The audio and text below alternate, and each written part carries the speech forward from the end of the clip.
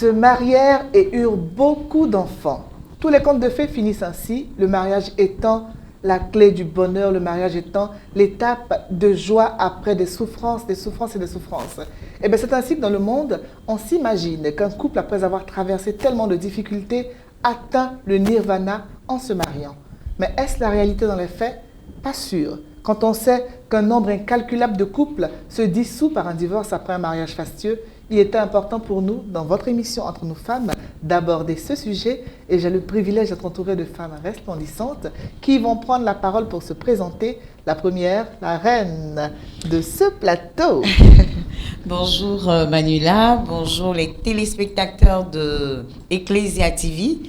Bienvenue à votre émission Entre nous femmes, Reine Yonké pour vous servir. Voilà. En face d'elle, ma collègue du jour, un collègue à cause de la coiffure, hein? Cheveux de feu, elle va se présenter. Exactement, c'est une belle coïncidence. Je suis Madame Ballier, je suis sur les réseaux sociaux, je suis une sorte d'influenceuse, mais spécialisée dans le domaine des couples. Donc, je parle de tout ce qui a trait au couple.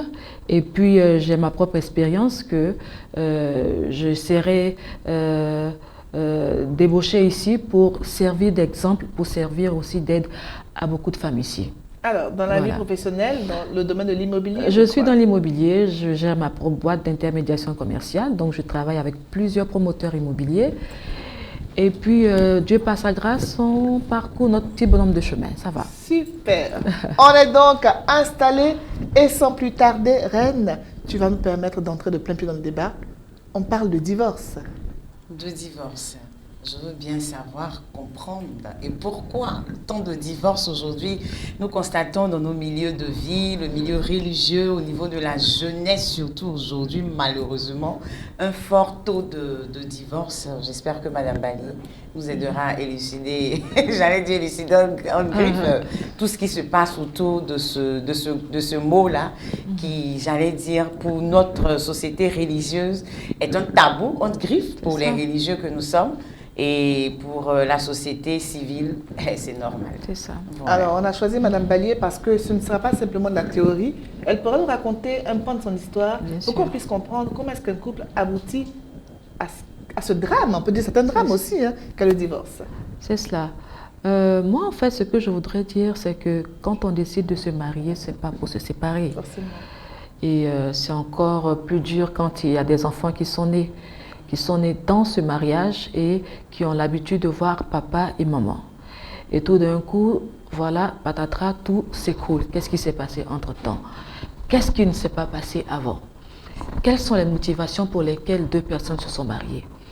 On se rend compte aujourd'hui que la plupart des mariages se fait beaucoup plus dans nos églises. Donc, généralement, on se dit, bon, c'est Dieu qui le demande de le faire parce qu'on ne veut pas pécher. Parce qu'effectivement, dans la Bible, quand tu n'es pas marié et que tu as des rapports sexuels, tu es dans le péché. Donc, certains se marient pour ne pas pécher. D'autres se marient pour, surtout les femmes, pour faire genre, c'est-à-dire, elle aussi, elle est madame. Voilà, un statut de femme mariée. D'autres se marient par intérêt et il y a beaucoup de raisons pour lesquelles les gens se marient. Qu'est-ce qui fait? Quelles sont les raisons qui ont poussé certains à se marier, qui fait que cela aboutit au divorce? Mais il faut préciser qu'il y a des mariages d'amour. Claire? Des mariages d'amour qui aboutissent au divorce. Dans ces cas-là, qu'est-ce qui s'est passé? Je vais essayer de vous éclairer. Je ne suis pas une spécialiste. Je ne suis pas une spécialiste, mais vous allez m'aider à travers les questions, les expériences. Mais ce que je peux dire, moi, mon cas, il est un peu spécial parce que, bon, il n'est pas spécial, mais il est courant d'ailleurs. Il est courant parce que, ayant pratiquement grandi dans une église évangélique, avec dans la tête, dans les prédications, que le péché, on nous rabâche les oreilles avec le péché sexuel comme si c'était le seul péché qui existait sur la terre. Et c'était le péché qui te bloquait toutes les bénédictions. Et pire, on te dit que tu ne dois pas te marier à n'importe qui, mais à quelqu'un de ta congrégation. Ça veut dire que ton choix est limité. Ton choix est restreint. Alors, quand tu ne veux pas pécher et quand tu as des enseignements, je dirais faux, du coup, c'est sur place là que tu as le choix, comme je l'ai dit tout à l'heure. Donc, ce n'est pas un choix qui est guidé forcément par l'amour. C'est un choix qui est guidé par la religion. Je ne dis même pas par Dieu, je dis par la religion. Et quand tu rentres dedans, c'est vrai. Mais généralement, quand tu rentres dans un mariage religieux, tu ne fais pas beaucoup d'enquêtes parce que tu te dis que c'est un mariage religieux, Dieu va être devant, Dieu va bénir. Mais nos parents, avant qu'ils se marient, surtout les hommes, nos pères, qu'est-ce qu'ils font? Ils peuvent guetter la maison de la jeune fille pendant 1 semaine, 2 semaines, 1 mois, se renseigner sur elle. La jeune fille aussi, quand il s'est approché d'elle, elle aussi, elle fait le même travail. Sinon, ses parents font le même travail pour savoir qui est ce jeune homme qui approche notre fille. Mais aujourd'hui, personne n'est formé au mariage.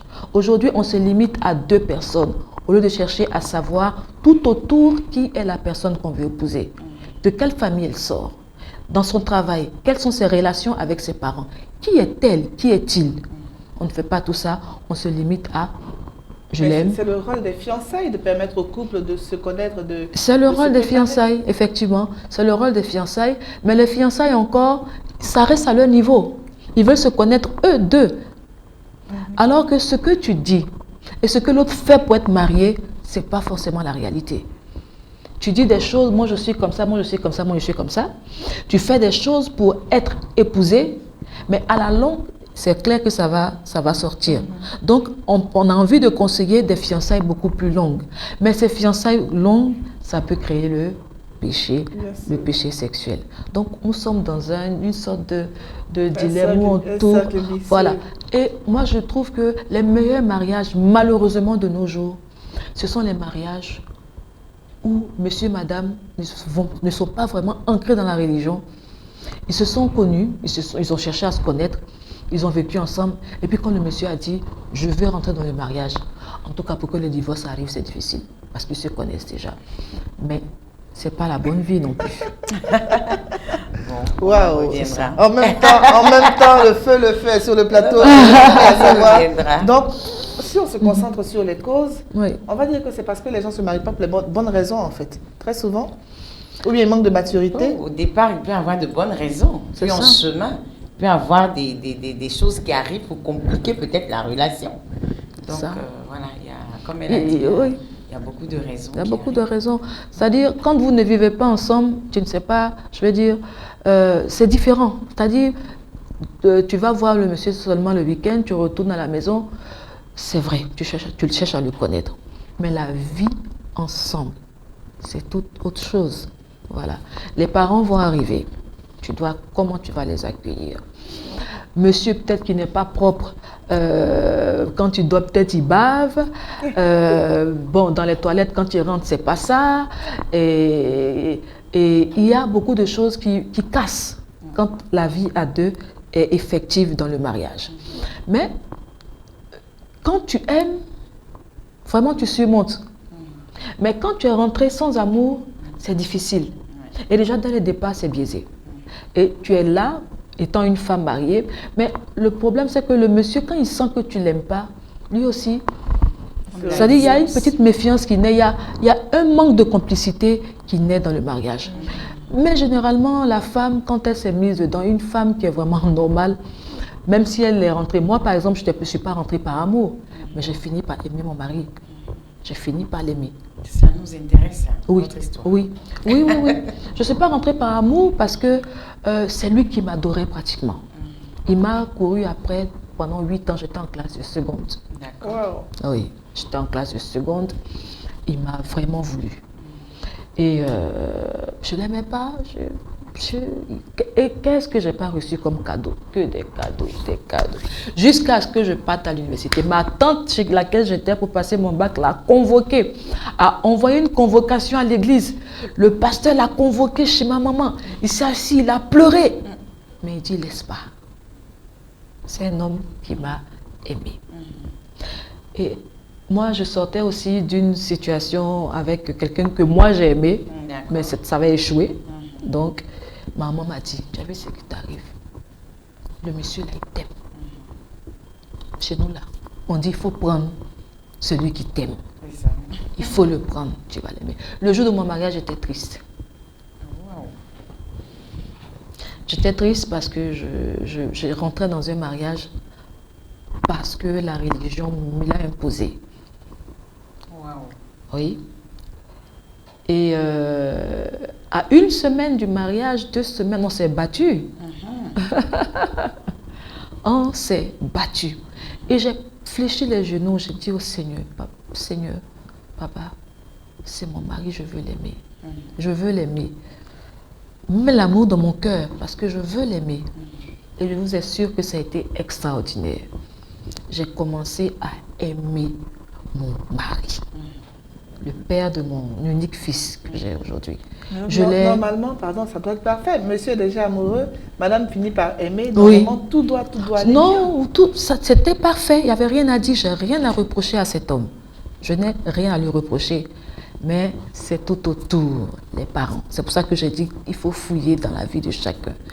Les parents sont d'une ethnie de la Côte d'Ivoire qui ne permettent pas les autres ethnies.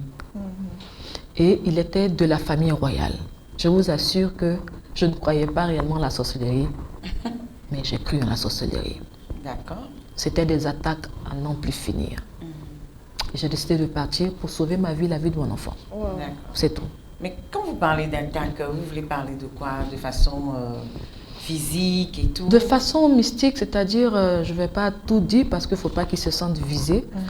Donc, quand un parent, le parent vient à la boutique, et puis, après, pendant le mariage d'abord, aucun parent ne vient. Le jour du mariage? Le jour du mariage. Et la dot? La dot, il a pris ses cousins, mais ceux qui devaient faire la dot, voilà. Mais il me voulait tellement, quand il est allé vers ses parents pour dire « je veux », et puis on lui a dit « non, on ne veut pas », il ne pouvait plus faire marche arrière. Il a claqué la porte des notables, il a dit « vous voulez ou vous ne voulez pas, je vais marier ma femme ». C'était l'affront de trop, parce qu'il lui avait réservé une femme. Voilà. Donc, de ces attaques mystiques pour le ruiner complètement, tout ce qu'on a eu à faire, tout ce qu'il entreprenait, tout ce que je lui ai envoyé comme financement, tout, c'est comme s'il avait la main percée. Je peux vivre quoi dans ça? Et quand j'ai décidé de partir, la semaine qui a suivi, j'ai commencé à avoir du travail. J'ai commencé à... Donc, c'est-à-dire, je ne croyais pas. Je me suis dit que, bon, ben écoute, Dieu peut m'aider. Et ça a duré au moins 4-5 ans. Excusez-moi, Madame Bailly. Vous décidez de partir, laisser tomber un homme que vous avez appris à aimer, Oui. qui traverse des difficultés. Non, je le soutenais. On n'a pas de maison, on vit comment? On vit où? Vous viviez où? Mais il ne pouvait même pas payer la maison. D'accord. Donc j'étais en famille. Ok. Et étant en famille, moi j'avais commencé à faire du commerce et il se cachait parce qu'il était hyper endetté. Donc là où il se cachait, moi je lui ai envoyé de l'argent. Je l'ai soutenu. Je l'ai soutenu. Mais à un moment, ça devenait difficile. C'était le blocage total.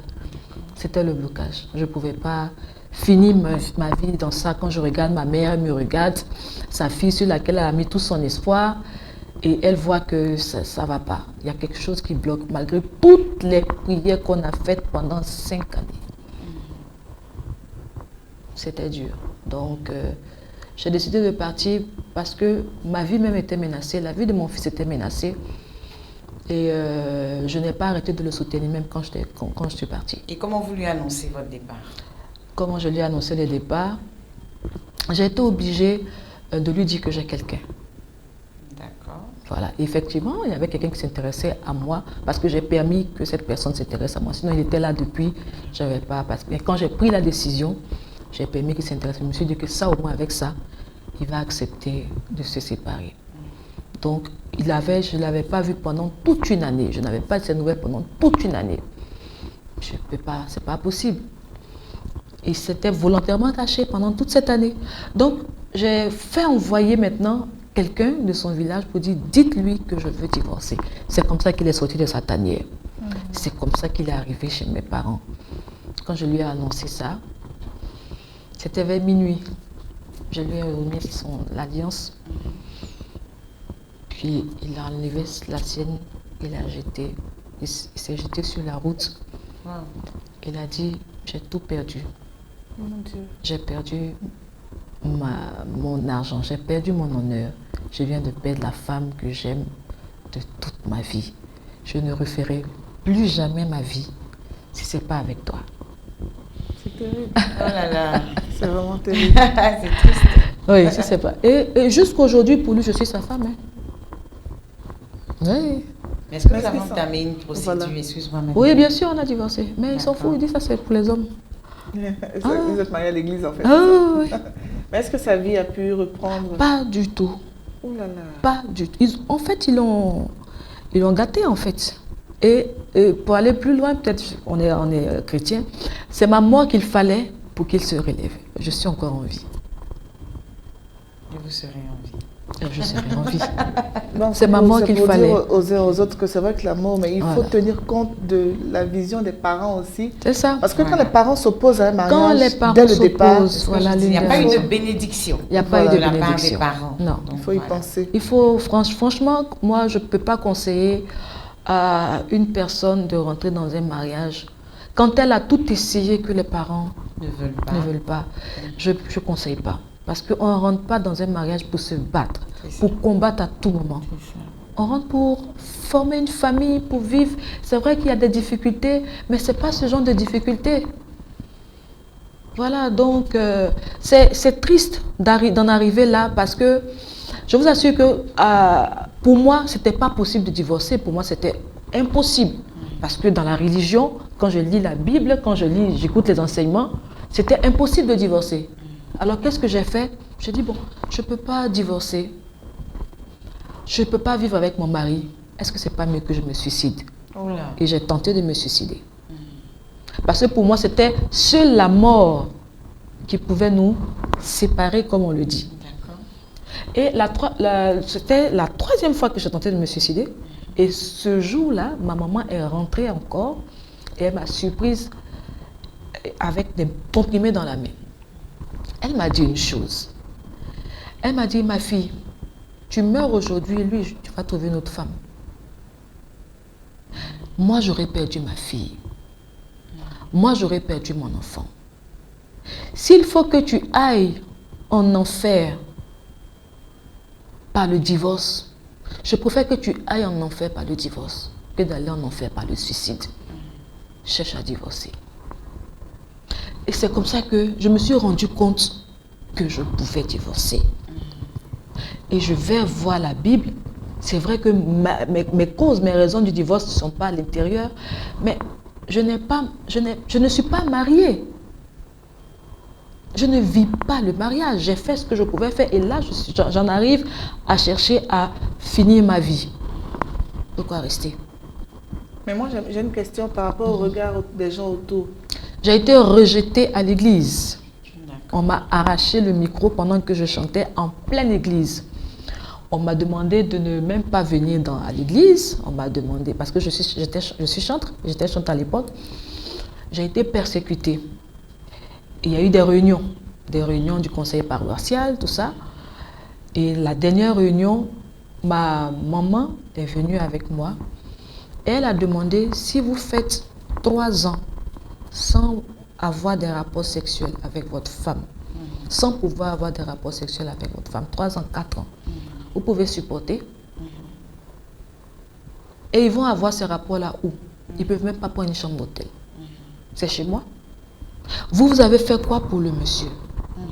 Parce qu'ils savent qu'on leur a dit que quand on aide le monsieur, là, on tombe. C'est ça. Vous avez fait quoi pour lui? Ils ont baissé la tête. Elle a dit, alors, vous baissez la tête. Vous n'avez pas de solution pour ma fille. Je prends ma fille, je vais avec elle. Prenez votre église. C'est vrai qu'il faut aussi éduquer le regard des chrétiens sur la situation des personnes qui ne sont plus mariées. On ne souhaite pas ça. Comme elle l'a dit, on ne se marie pas pour divorcer. Non, mais je une ne fois marie que pas ça pour arrive, divorcer, oui. il faut qu'on retrouve dans l'Église ce regard d'amour et de compassion quand même, n'est-ce pas?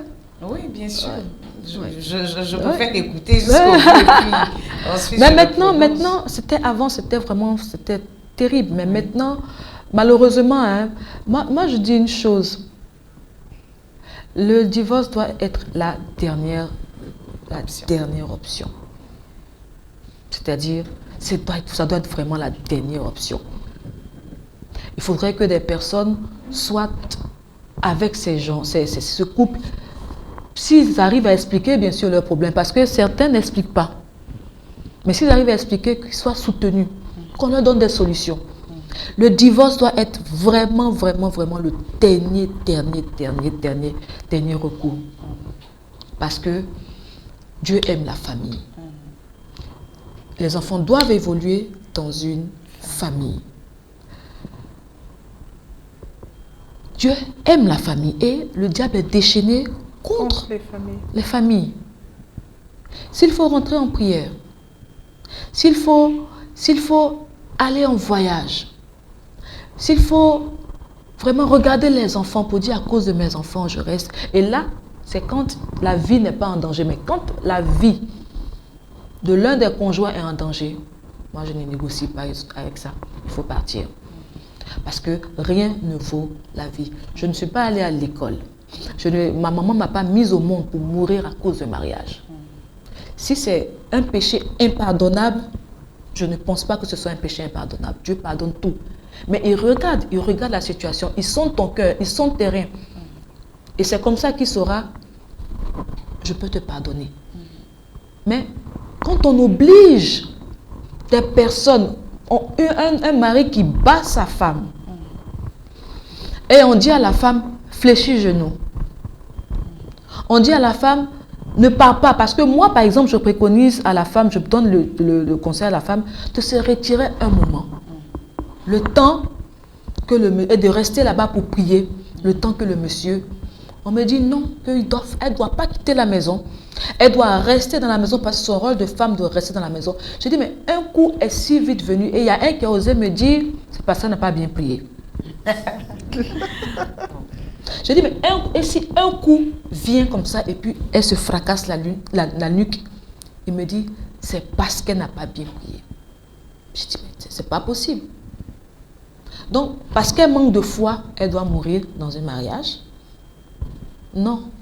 Quand la vie est menacée, quand la vie d'un conjoint est menacée, il faut se séparer. Même si après, vous devez vous remettre ensemble. Mais à l'instant T, il faut se séparer. Comme je le disais tout à l'heure, le divorce sur papier, c'est sur papier. Mais c'est clair que dans la Bible, ton mari, ton premier mari là, c'est lui qui demeure le mari devant Dieu. C'est lui. Jusqu'à ce qu'il meure, tu as une alliance avec lui. Si tu t'es remarié, Dieu considère que tu vis dans l'adultère. Considère que tu vis dans l'adultère et réponds-toi tous les jours pour dire, Seigneur, tu sais que je ne peux pas retourner là-bas. De la même manière que tu as pardonné à la femme adultère, je reconnais mon état de femme adultère, pardonne-moi. C'est tout ce qu'on peut faire et compter sur la grâce de Dieu. Mais je ne peux pas dire que se remarier, ce que moi j'ai fait, ce n'est pas un péché. Je ne peux pas dire ça. Je ne peux pas dire que je me suis remariée, donc je vis bien. Non. Je me suis remariée, je suis une femme adultère. Et j'implore Dieu tous les jours que sa grâce soit sur ma vie et sur la vie de mon époux. Parce que ce que j'ai vécu, pour rien au monde, je peux retourner là-bas. D'accord, Wow. ok. C'est tellement fort ce que vous saisissant. sentez comme parole et tout, mais ne vous qualifiez pas de femme adultère. Moi aussi, je crois en la grâce de Dieu. Amen. Voilà, notre Donc, Dieu je suis est plus un Dieu de adultère. miséricorde. Amen. Alors, je suis curieuse de savoir comment est-ce que vous avez remonté la pente, parce que vous sortez de quelque chose de terrible. Oui. Il y a quelqu'un à côté, c'est vrai. Oui. Comment vous arrivez à gérer le quotidien avec cette personne-là, malgré les blessures Oui. du passé? C'est parce que la personne a été à la hauteur. D'accord. Oui, il a Expliquez-nous. été à la hauteur et il était beaucoup plus âgé que moi de 20 ans. Quand j'avais 27 ans, il avait 54 ans. D'accord. 27, ouais, 54, 55 ans. Et donc, je l'appelais papy. Donc, D'accord. c'était comme un papy. Il a pris mon fils comme son fils. Il a été vraiment à la hauteur. Même comment on appelle ça, les mandats que je faisais au père de mon fils, c'était lui qui faisait pour moi quand il avait des problèmes. Donc, on ne peut pas me dire non, tu n'as pas soutenu le monsieur. Je l'ai soutenu jusqu'au bout. Je l'ai soutenu comme je pouvais, mais on ne pouvait pas plus rester ensemble. Voilà. Donc, il m'a aidé à relever la pente. Et lui aussi, on s'est mariés. Malheureusement, il est décédé. Ok. Il est décédé. En tout cas, l'onction de mariage, c'est ça. L'onction de mariage, j'ai ça. J'ai ça. Mais quand le diable veut te fatiguer, c'est-à-dire te fatiguer dans tous les domaines de ta vie, c'est ta vie de famille là qui casse, qui l'attaque. Donc à un moment, je m'étais enlevé de la tête le mariage. Parce que un divorce, un décès, sans compter certains fiançailles qui n'ont pas abouti, tu te dis, mais attends, c'est bon là. C'est bon. Et puis, le comble, c'est que quand je me suis dit ça, je n'ai jamais vécu aussi bien. J'ai vécu, parce que je me suis mariée tôt, j'avais 22 ans, 23 ans. Mais quand j'ai fini cette étape de je veux me marier, et que je dis, mais je veux vivre ma vie enfin, j'ai découvert la solitude avec beaucoup de joie. J'ai découvert la liberté, mais une liberté contrôlée par la parole de Dieu, avec beaucoup de joie. Je dis, mais tiens, pourquoi on se presse? Pourquoi on ne prend pas les dispositions à se former? On ne cherche pas, on ne fait pas les enquêtes. Pourquoi on se presse à rentrer dans des mariages? C'est-à-dire, on te dit, à cause du péché de sexe, marie-toi. Mais le mariage est trop important pour se limiter à ça. C'est ça. Parce que tu ne veux pas pécher, tu vas te mettre dans le mariage. Quelque chose que tu dois rester dedans pour la vie. Tu peux ne pas pécher. Si tu peux tenir, ne pêche pas. Mais ne va pas dans n'importe quel mariage parce que toi, tu veux avoir du sexe. C'est dangereux. C'est dangereux. Tu ne peux pas tenir, tu tombes, tu demandes pardon à Dieu. Il est miséricordieux. C'est clair. Mais tu ne peux pas t'amuser à aller te marier parce qu'on te dit que si tu ne fais pas ça dans le mariage, là, tu es en train de pécher. Je suis contre cette parole. Je suis contre cette façon de rentrer dans le mariage. Voilà. Donc j'ai pu surmonter et j'ai pu bien surmonter. Je me suis enlevé cela de la tête. À un moment même, je ne voulais même plus me marier. Je n'en voulais plus parce que j'étais trop à l'aise. Côté, vous allez me demander comment je faisais côté sexuel. Dieu merci, je ne suis pas très sexe, mais chaque fois que je suis tombée, j'ai demandé pardon à mon Dieu. J'ai dit, Seigneur, il faut voir. Surtout que là, quand tu connais ça, c'est un peu compliqué, mais bon, je ne vis pas la luxure. Tu sais que je ne suis pas une femme désordonnée, mais pardonne-moi parce que je sais que tu m'as... Maintenant, à un moment, tu te dis, bon, tu ne veux pas te marier. Tu ne peux pas rester chaste. Tu ne veux pas retourner dans ton foyer. Trouve une solution standard. Au moins, remarie-toi. Demande pardon à Dieu. Au moins, tu ne vas pas pécher, c'est-à-dire te sentir pécheresse. Donc, c'est comme ça que j'ai décidé, comment j'ai décidé, lui, je l'ai maltraité, le monsieur. Le pauvre monsieur Ballier, il a souffert parce que je ne voulais pas. Je ne voulais pas me marier. Pas que je ne l'aimais pas, mais je ne voulais pas me marier. Et bon, il a su me convaincre. Et puis, ça s'est passé, ça fait un boom sur Facebook. Oui. Ça fait un boom sur Facebook parce que, je prônais, pas que je prônais le célibat, parce que le célibat n'est pas un péché comme les gens veulent le faire croire. Mais je disais aux femmes, prenez le temps de savourer votre célibat. Parce que vous ne savez pas ce que vous ratez. Quand tu es célibataire, mais tu es libre. Surtout quand tu es célibataire et indépendante financièrement. Parce que pour ça, il faut quand même se battre pour ne pas tendre la main ou bien chercher à coucher à gauche, à droite. Il faut se battre pour pouvoir régler ton petit studio, ton petit courant, ton eau, ton déplacement. Il faut te battre pour ça. Si tu as un fiancé qui peut t'aider, fais-le. Mais la liberté, tu vas rentrer dans le mariage, l'homme, il reste le même étant marié. Il a sa même liberté. Il fait ce qu'il veut. Mais toi, quand tu rentres, on t'interdit beaucoup de choses. Tu ne dois plus t'habiller comme ça. Quand tu dois sortir, on doit savoir. Tu ne dois plus rester tard dehors. Donc, vivez. De toutes les manières, ce n'est pas vous qui épousez. Pourquoi vous voulez charger ça? C'est dans ta liberté, dans ton bien-être en tant que célibataire, tu vas attirer quelqu'un qui va venir vers toi. Et quand tu es comme ça, tu ne prends pas n'importe qui. Parce que de toutes les manières, tu es déjà à l'aise seul. Celui avec qui tu dois te lier là, il faut qu'il réponde à tes aspirations. Est-ce qu'il va accepter tes défauts? Est-ce que toi, tu vas accepter ses défauts? Parce que tu ne vas pas prendre un homme parfait. Tu vas prendre un homme dont tu peux supporter les défauts. Et c'est ça. Et quand c'est comme ça, quand tu es indépendant financièrement et quand tu aimes ta liberté et quand tu aimes ton célibat, tu choisis l'homme qui va avec ça. J'adore ce qui est en train de dire là. Parce que dans les temps de prière, souvent, Les femmes font comme si c'était en griffe une maladie, une malédiction, le fait de ne pas être mariée. Et on veut se marier, on veut se marier. Moi, j'aime le mariage, je suis mariée, j'aime le fait d'être mariée. Mais il ne faudrait pas qu'on soit désespéré au point d'accepter tout et n'importe quoi, rien que pour le faveur sésame, la bague sur le doigt. Donc, apprécier son célibat, trouver quelqu'un qui va nous aimer dans ce célibat et ensemble construire quelque chose. C'est ça. C'est clair, le facteur âge, elle a souligné, compte énormément. Et elle a si bien dit, dans nos religions aujourd'hui, c'est comme un lavage de cerveau. Et les révélations. Et les révélations. Qui fatigue et qui fragilise, j'allais dire, la jante féminine. Parce que c'est ça. Si tu n'es pas marié, Dieu t'a pas encore béni. Alors que bon, il faut prendre le temps. Moi, je me permets de dire toujours à ces jeunes filles-là qui viennent vers moi, pour être témoins, pour les suivre et tout ça. Est-ce que tu sais le championnat dans lequel tu es en train de t'engager? C'est pour les initiés. Bon, elle rigole et tout, mais après quelques années de mariage, allô, je dis, d'accord, c'est arrivé, le moment est arrivé. Quand on vous demande de prendre le temps, pas parce qu'on ne veut pas que vous puissiez vous marier, mais il y a des expériences, il y a des réalités. Et c'est ça, c'est de ça qu'elle parle. Il faut prendre le temps de savourer son célibat. C'est une école de formation. C'est une école de formation, le célibat. C'est une école de formation. Et la vérité, je crois que la plupart des mariages qui échouent, ce n'est pas par manque d'amour, c'est par manque de maturité. C'est ça. Parce que pour se soutenir, même tes frères et sœurs, tes parents, que tu aimes de toutes tes forces, dans la maison, vous vous engueulez. Donc imagine quelqu'un qui a une éducation différente, une vision différente. Et chacun vient un peu à la recherche de son bonheur, alors qu'à la base du mariage chrétien, on vient pour sanctifier et aimer l'autre. Mais nous, on se marie pour être heureux. Donc tu attends que l'autre te rende heureux. Et quand il ne le fait pas, c'est la catastrophe. Alors j'espère que les célibataires regardent. Déjà pour toi-même. C'est ça. Voilà.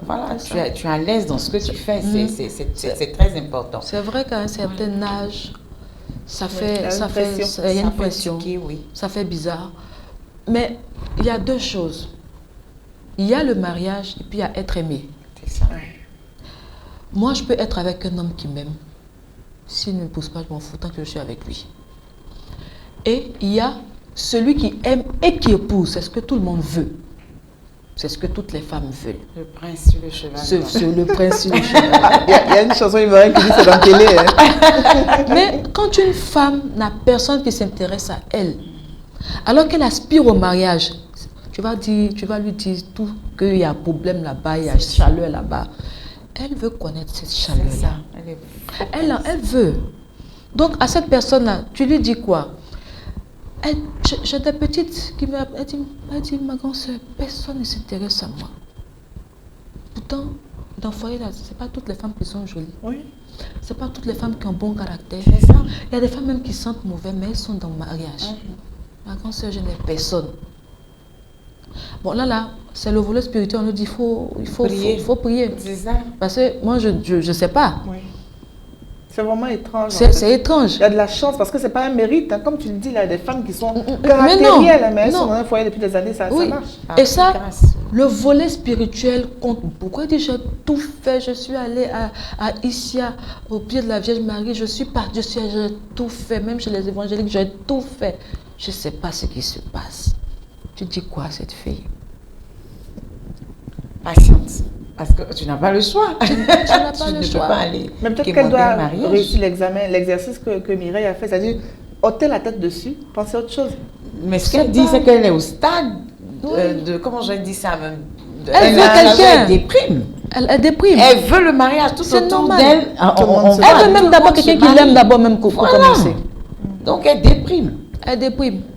Et là, tu fléchis genoux avec elle pour dire, Seigneur, pitié. C'est ça. Parce que nous autres, là, on est assis, on veut pas, quelqu'un vient nous marier. C'est ça. Tu vois?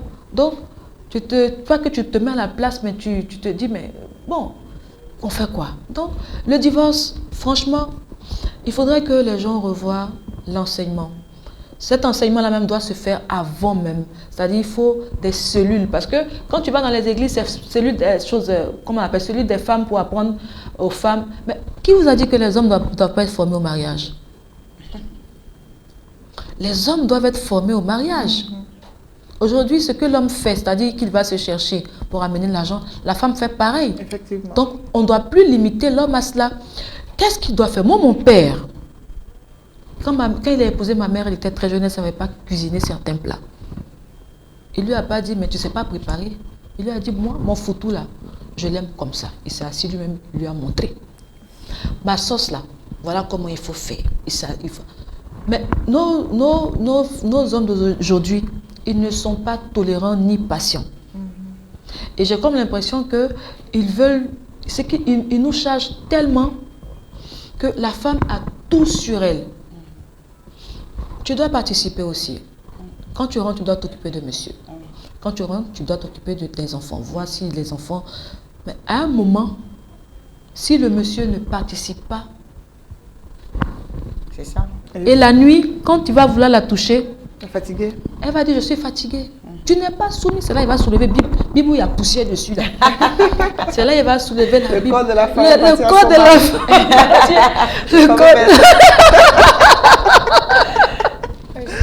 Le corps de la femme appartient à son mari. Mais elle est fatiguée. Et il y a ce volet sexuel aussi qui est à la base de beaucoup de divorces. Tant que l'homme, excusez-moi, est rassasié, vente et bas-vente, je vous assure que les défauts de la femme, il tolère. Mais est-ce que quelqu'un s'intéresse au fait que la femme soit rassasiée aussi? La communication dans le couple. Voilà. C'est ça. Tu vas fouiller, s'il y a problème, tu vas fouiller. C'est ça là qui est en bas. 80%, effectivement. 80%. Le taux est élevé, hein, 80%. Oui, je le dis. C'est pas faux, je le dis. Non, à 80%. Tu sais, les femmes ont peur de frustrer les hommes, en général. Donc, quand une femme n'est pas satisfaite, en parler, c'est difficile. On te jugera, on va dire tu aimes Et garçon. déjà, l'homme, comment est-ce que son homme va recevoir ça? C'est ça. Il est humilié, il est ça. frustré. En fait, donc ça fait que, bon, ils avancent dedans, et puis après, les infidélités arrivent, et puis, bon, voilà. Je prends l'exemple d'une jeune fille, d'une jeune femme qui a connu des hommes avant d'être convertie. Et elle tombe sur un jeune homme qui n'a pas l'expérience. C'est que elle va le former, mais s'il accepte, c'est ça en fait. Même championnat aussi. Hein. Parce qu'elle n'a pas décrit cette vie-là de lui, d'elle. Et maintenant il te dit, mais qui j'ai épousé? Et puis bon, après ça rend dans autre chose, mais c'est pas facile. Je répète, le dernier recours doit être le dernier. Mais vraiment, c'est le tout dernier. Le tout dernier. En fait, on croit qu'on peut toujours, moi je crois qu'on peut toujours sauver un mariage. Ouais. C'est toujours possible, mais il faut avoir l'humilité de pouvoir reconnaître, se regarder en face, reconnaître ce qui ne va pas chez nous. Parce que très souvent, quand le couple éclate, quand tu prends monsieur à part, madame à part, la faute c'est l'autre. Il n'a pas fait ci, elle n'a pas fait ça. Mais personne ne se demande, mais qu'est-ce que j'aurais pu faire moi en tant que personne pour que ça avance? Si on commence à se regarder comme ça, les gens vont être plus indulgents et puis je crois qu'il y aura moins de divorces en fait. Ils disent que nous ne sommes pas soumises. Oui, les femmes de maintenant. Elles ne sont pas soumises. Nous ne sommes pas soumises et que quand ils disent A, quand ils disent 1, nous on dit 10, quand ils disent A, nous on dit Z, peut-être que c'est à cause de l'école. Parce qu'à l'école, on nous a appris à avoir quand même l'esprit critique. C'est ça. Bon. Mais un homme qui a confiance en lui n'a pas besoin d'avoir une femme effacée, écrasée. Un homme qui assume son autorité d'homme, il n'a pas besoin d'avoir quelqu'un de totalement effacé, au contraire. Parce que quand on parle d'aider quelqu'un, c'est quand même apporter une contribution, hein. C'est pas juste lui faire à manger. C'est clair, tout est une question de base. Beaucoup, elle a dit, il faut apprendre à se connaître. C'est ça. Il y a le langage de l'amour. Qu'est-ce que l'autre aime, qu'est-ce que l'autre vit, qu'est-ce que, voilà. Avec ça, on peut fusionner. Ouais. Voilà, mais quand on part, la base est faussée dès le départ, ben, ça sera compliqué. On est dans la religion, on veut faire plaisir. On a dans notre tête, la femme doit être soumise. La femme doit être soumise. À un moment donné, quand la soumission la dépasse, comme on le disent les Ivoiriens, la soumission même est étonnée dans sa vie. La soumission est étonnée. Elle éclate. Alors que voilà, il faut apprendre plutôt au couple à communiquer, savoir se parler. Ouais. C'est important. Mais on te dit, si ton mari reste dehors jusqu'à 3h du matin, qu'il rentre à 5h. Il faut l'attendre. Il faut l'attendre. Et quand tu rentres, il ne faut pas poser des questions, pas de palabres. Chauffe la nourriture. Tu dis, bébé, comme tu étais où ça, comment ça va, machin. Mais c'est possible ça. C'est inhumain. C'est possible. Bon. Et ça, c'est l'une des causes aussi du divorce parce que quand tu sais que tu partages ton mari avec d'autres femmes, il revient, c'est-à-dire, tu as des films, de toute façon, eux, ils ont des films sur nous quand ils savent ils pensent qu'on les a trompés là. Mais tu as des films, c'est-à-dire que donc tout ce qu'il me fait là, il fait à une autre personne. Donc, c'est pas moi seul qui l'aime. Et ils ne savent pas que nous, on se dit que là où ils vont, c'est parce qu'ils aiment la personne. C'est ça. Pour eux, non, ils vont s'amuser. Mais pour nous, là, c'est parce qu'on n'est pas compétente. Bien sûr. 2, tu ne nous aimes plus comme avant. C'est pour ça que tu sors. Donc, automatiquement, la femme, elle est blessée. Et puis, il y a Elle une est petite braquée. révolte. Elle se braque. C'est ça. Elle arrête de s'entretenir parce que quand elle a commencé à... Elle a vu ça, elle a commencé à s'entretenir, ça n'a rien changé. Elle dit, mais c'est pas la peine, je ne l'ai pas. Maintenant, lui voit que sa femme n'est plus celle qu'il est. Sa femme, maintenant, s'occupe plus de lui. C'est sur ses enfants. Parce qu'elle a tout mis son amour, là, C'est clair. désormais sur les Sur enfants. les enfants. Donc, tu viens, elle est dans le foyer, elle est toujours mariée. Mais son cœur n'y est Son plus. esprit est sorti du Son foyer. esprit est sorti du foyer. Ça, c'est une forme de divorce aussi. Hein. C'est une, forme de- c'est une forme de divorce. Bien sûr. Ton esprit est sorti et il va se plaindre. C'est là maintenant il va se plaindre. Mais ma femme ne me respecte pas. Mais quand tu rentres là, tu regardes. C'est vrai que c'est le tuteur ou Parce qu'elle ne le sait pas d'où tu colocataire. viens. En fait, elle sait d'où tu viens. Mais pour la famille, pour les enfants, elle est là. Et si tu ne fais pas attention, parce qu'une femme a besoin d'amour. Clair. Elle a besoin d'amour. Quand elle ne retrouve pas ça, il suffit qu'un autre dehors Fasse attention. ait l'audace de dire, moi, il m'en fout qu'elle soit mariée ou pas, je sais qu'elle n'est pas heureuse, je la veux. La femme n'est pas forte. Hein. C'est ça, oui. Mais bizarrement, Elle est je dans dis les que émotions. les gens se disent, pour qu'une femme trompe, il y a tellement de montagnes. Oh, pour les hommes, c'est facile. Hein? Ils sortent, ils voient des jambes en même temps. Mais pour la femme, là, il y a trop de montagnes, elle ne peut pas. Donc, celle qui flanche, là, pas de Non, mais c'est de ces montagnes Pas dont elle d'indulgence. parle. C'est ça. Le manque d'attention. C'est ça. Ça fragilise. Il y a quelqu'un qui a dit, mais pourquoi est-ce que les femmes sont devenues autant infidèles? Je leur ai dit, les femmes sont devenues beaucoup infidèles parce que il y a beaucoup d'hommes aujourd'hui qui cherchent femmes mariées. C'est leur préféré. C'est vrai même. qu'avant, Oui. les hommes, Avant, tu ne le faisais n'osaient pas. pas. Donc, c'est pas parce que la femme était forte. C'est parce qu'il y avait un tabou, il y avait une sorte de sacré. manque d'occasion. Oui, voilà, pas manque d'occasion. Sinon, quand un homme veut une femme, qu'elle soit mariée ou pas, si elle ne fait pas attention, si le mari ne fait pas attention, la femme va. Nous ne sommes pas fortes. Il faut que les gens sachent, nous ne sommes pas fortes. Nous ne sommes pas fortes. Donc, entourez-nous de beaucoup d'amour. Entourez-nous de beaucoup d'attention. C'est vrai, on vous demande beaucoup, mais on vous dit ce qu'il faut pour que nous aussi, nous puissions continuer de vous aimer. Que ce ne soit pas un mariage de façade, mais un vrai mariage avec des enfants qui s'aiment et un monsieur et madame qui s'aiment. C'est possible. D'accord. Ce sont des phrases rares. Hein. Tu te rends compte qu'on donne des conseils aux femmes. Comment faire pour que monsieur aille dehors? Comment faire pour ramener monsieur? On dit jamais aux hommes comment faire pour Mais pas ils ne que madame, s'intéressent pas en que madame général. aille dehors. Il ne s'intéresse pas en général. Alors, ça a été l'arme utilisée par M. Ballet. L'attention. Oui, beaucoup d'attention. Voilà. Le matin, quand au début, ça me faisait bizarre. Le matin, bonjour bébé, comment vas-tu? Moi, je vais bien. Que le Seigneur bénisse notre journée. Amen. Au début, je dis, mais il a quoi, vous savez, contre Les nouvelles habitudes. au milieu de la journée, ça va, ta journée se passe bien? Tu vas bien? Comment ça se passe? Ah, le soir, bon, je vais rentrer. Et jusqu'aujourd'hui, Il a ça maintenu fait 5 le ans cap. qu'on est ensemble. Jusqu'aujourd'hui. Quand j'ai voulu, Zaï m'a remis à ma place propre. Parce que lui, en tout cas, il sait remettre à la place. C'est-à-dire, il te dit rien et puis il te ferme. C'est-à-dire, ce que tu as l'habitude d'avoir là, tu n'as plus ça. C'est pas l'argent, hein, mais l'attention, L'attention. l'amour. Tu deviens folle. Donc, tu rentres dans les rangs. Et ça, c'était sa technique. Maintenant, quand tu rentres dans les rangs, il redevient ce qu'il était. D'accord. Aujourd'hui, Il va donner des cours à certains. je l'appelle papa parce que je le respecte. Le maître. Je le respecte. D'accord, mais vous avez dit d'entrée de jeu que vous vivez séparés. Un choix? Oui, c'est un choix. C'est un choix parce que c'est mauvais, mais je me suis habituée au célibat. C'est pour ça que j'ai pris l'autre côté. Et lui, qu'est-ce qu'il en pense? Ah ouais, mais... De toutes les manières, pour aller à Londres, c'est difficile.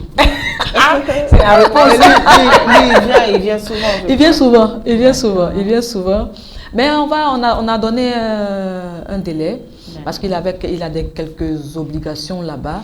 par rapport à sa banque, tout et tout. Je dis tout parce que j'aime bien, j'aime pas cacher les choses. Donc, quand ça sera réglé à ce niveau, on pourra, et puis moi, j'ai mon fils ici qui n'a que moi, et il a beaucoup, donc je veux le caser, et puis aller définitivement.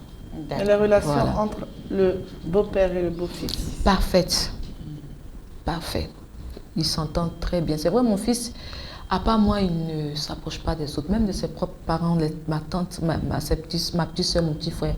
Je suis tout pour lui. Je ne sais pas pourquoi. Donc, sinon, ils se parlent, quand il vient, bon, l'argent, les habits, ils se causent, ils vont s'asseoir dans les maquis pour se siffler des bières, des vins. Ça va, le courant passe très bien.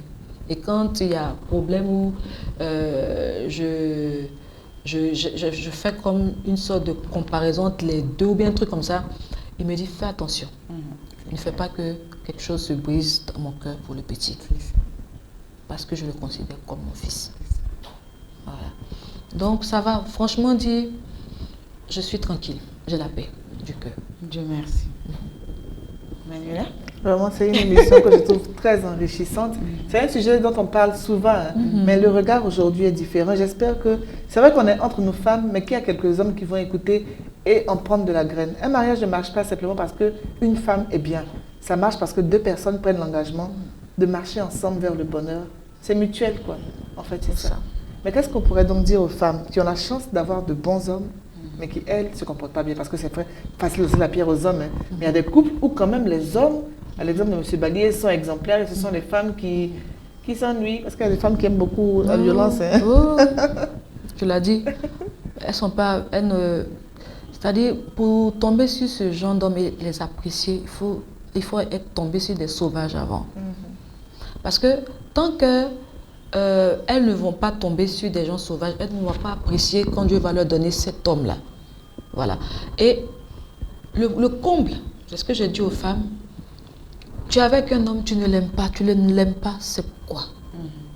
Mais la Bible demande aux femmes de se soumettre, hein. C'est à l'homme qui a demandé l'amour, n'est-ce pas? Oui, non, dans un autre passage, on a dit, Marie, aimez vos femmes, et femmes, aimez aussi votre mari. Parce que sinon, la route devient trop longue. Oui, oui. Voilà. Donc, mais tu ne l'aimes. En fait, quand on dit même tu ne l'aimes pas, ça veut dire que tu n'as même pas de geste alors que le monsieur. Et moi aussi, je dis aux hommes, parfois ils savent que la femme ne les aime pas. Moi, mon cas, ça a été spécial parce que j'ai fini par l'aimer. Mais il y a des femmes qui continuent d'aimer leur ex. Je vis le cas d'un pasteur. Là, il a épousé une femme qui était maîtresse, mais elle a aimé son homme marié là. Ils ont près de 12 ans de vie commune. Elle n'aime pas le monsieur. Son cœur est parti. Elle n'aime pas le monsieur. Le problème, c'est qu'elle n'est pas partie parce que le monsieur, il l'a mise financièrement à l'aise. Mais elle a essayé de le tromper, un pasteur.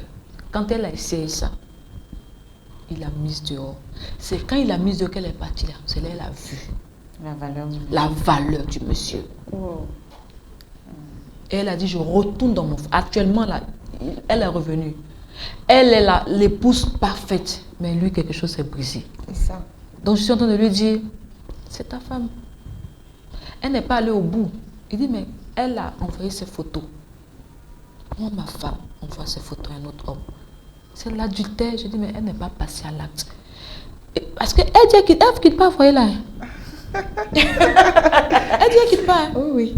Elle est dedans. Et puis elle lui a dit que si tu divorces à ton ministère, va tomber. Parce qu'il a fait tomber ton ministère. Bon, il y a un chantage en bas. Et ce qui fait peur, voilà pourquoi est-ce qu'il ne faut pas dire aux gens de ne pas divorcer, que c'est seule la mort qui va les séparer. Ça peut être à la base de la mort de beaucoup de conjoints. Beaucoup de conjoints vont chercher à tuer.